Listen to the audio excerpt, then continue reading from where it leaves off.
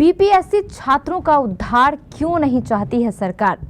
70वें BPSC परीक्षा cancel करने को लेकर 4 दिन से ठंड में धरना पर बैठे हैं छात्र छात्राएं।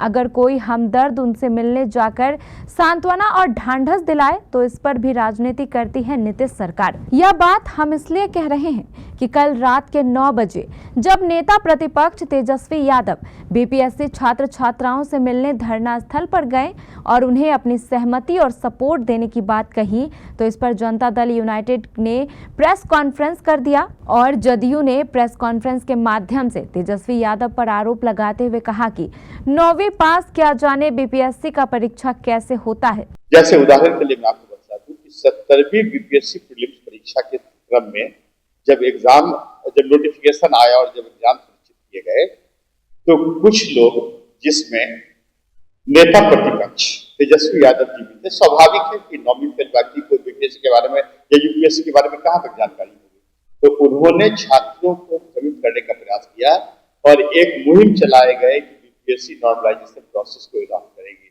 तो आपको जानकारी होनी चाहिए, आप जानते भी होंगे कि नॉर्मलाइजेशन कब होता है। नॉर्मलाइजेशन तब होता है जब सरकार एक ही परीक्षा की कई तिथियों की घोषणा करती है, तब नॉर्मलाइजेशन की प्रक्रिया अडॉप्ट की जाती है। लेकिन जब ऑलरेडी बीपीएससी ने 13 दिसंबर को ही प्रारंभिक परीक्षा की तिथि किए थे, तो नॉर्मलाइजेशन का प्रश्न होता है। तो स्पष्ट है कि जो छात्र आंदोलन को दिग्भ्रमित करने का प्रयास नेता प्रतिपक्ष और कुछ शरारती तत्वों ने किया, वो दुर्भाग्यपूर्ण घटना थी।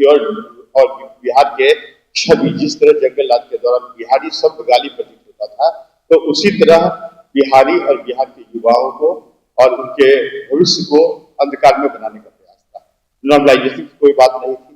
दूसरी बात कि हम लोगों ने शांतिपूर्ण, बीपीएससी ने अपने स्टेट्समैनशिप और प्रभावी जो उनके परीक्षा लेने की पारदर्शितापूर्ण प्रणाली है, उसमें 912 केंद्रों पर परीक्षाएं शांतिपूर्ण आयोजित की गई।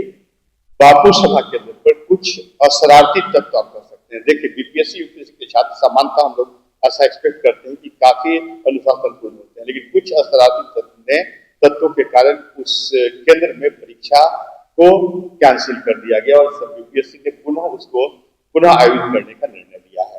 तो यह छात्र हित में है, लेकिन नेता प्रतिपक्ष अभी भी युवाओं को डाइवर्ट करने का प्रयास करते हैं।